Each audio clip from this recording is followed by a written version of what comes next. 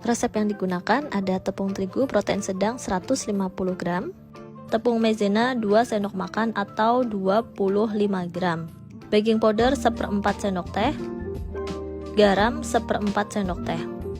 Bahan kering saya sisihkan terlebih dahulu. Selanjutnya di wadah yang bersih siapkan 4 butir telur utuh. SP Ovalet atau TBM saya pakai setengah sendok teh. Vanili bubuk 1/4 sendok teh. Kemudian mixer semua bahan menggunakan kecepatan sedang sambil menambahkan gula pasir sebanyak 150 gram gula pasir.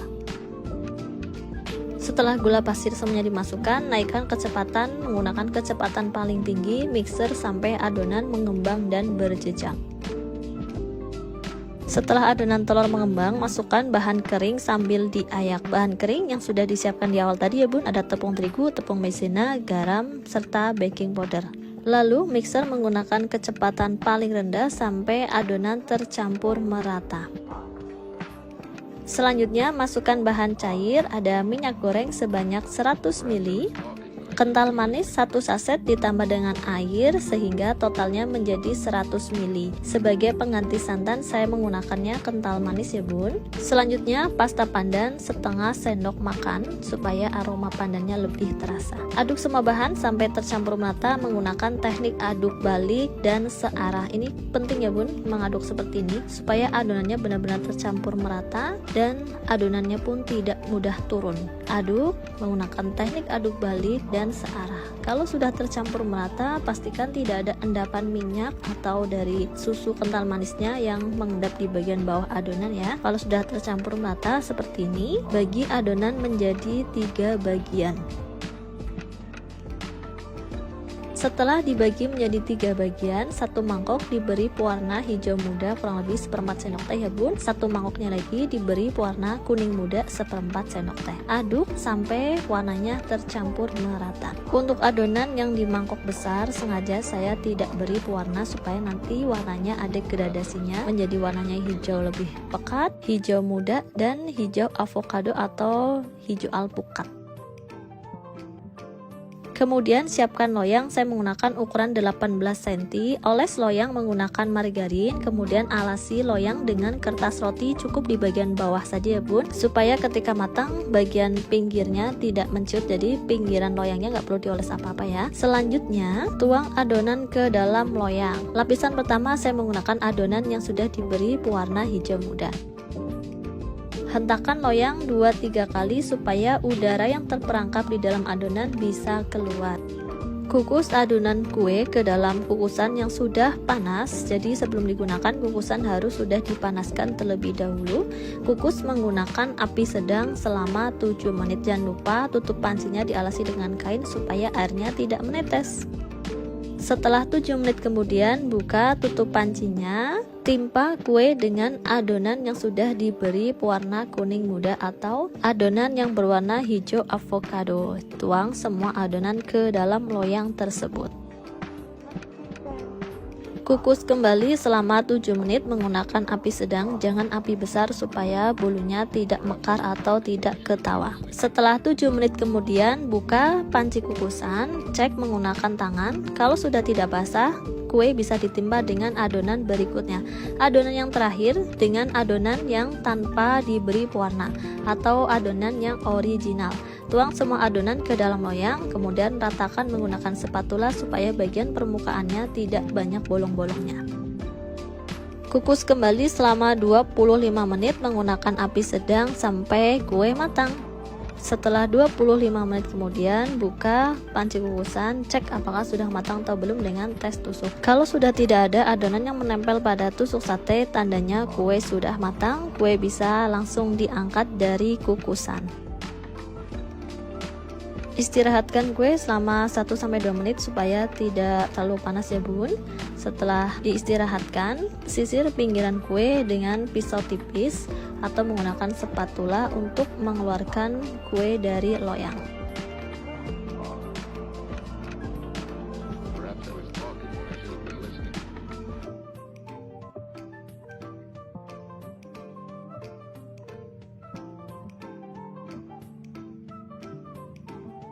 Lepaskan kertas roti yang menempel pada kue pelan-pelan ya bun pas bukanya supaya kuenya tetap aman, tidak gompel-gompel.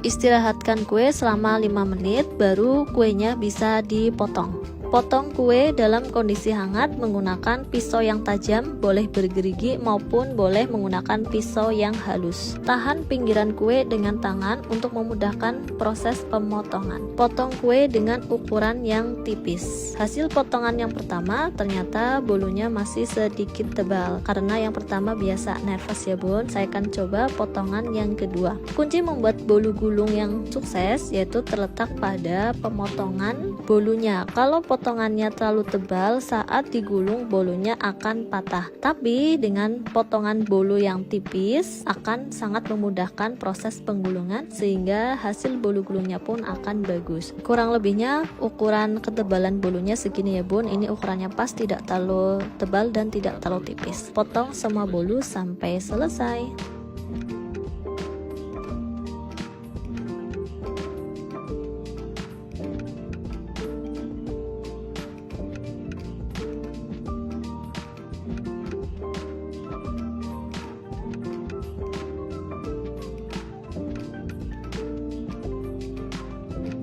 Tahap selanjutnya, proses penggulungan kue. Supaya bolu gulungnya bisa merekat, isi bolu dengan buttercream secukupnya ataupun dengan selai.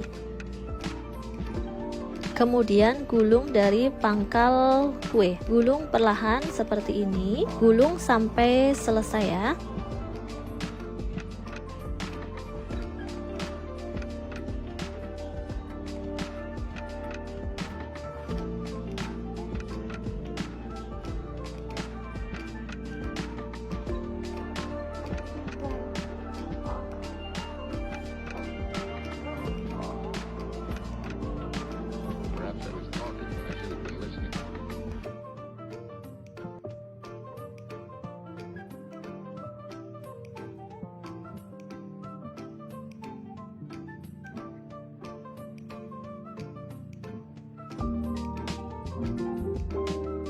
Supaya bunda ada bayangan bolu gulungnya patah itu seperti apa, seperti ini contohnya ya bun.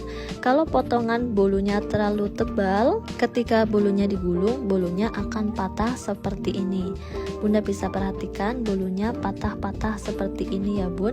Memang kalau dari bentuk bolunya lebih gembul atau lebih tebal, gulungannya seperti ini. Tapi ketika dibalik, hasilnya potongan yang tebal itu akan patah seperti ini kurang lebihnya. Nih patah kayak gini nih, jadi kurang rapi.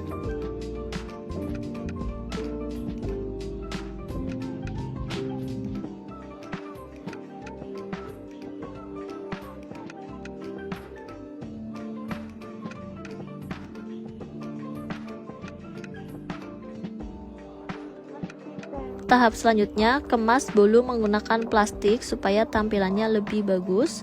Gunakan plastik OP, ukurannya sesuaikan dengan bolu masing-masing ya bun. Kebetulan di rumah adanya plastik ukuran yang besar seperti ini. Jadi ketika selesai digulung masih ada sisa plastik seperti ini. Tapi nggak masalah, yang penting kuenya bisa dikemas rapi menggunakan plastik. Dan hasilnya seperti ini. Satu resep menghasilkan kurang lebihnya ada 30 potong bolu gulung mini pandan. Yang penasaran rasanya seperti apa, langsung aja saya akan coba rasa dari bolu gulung mini pandan. Bismillahirrahmanirrahim.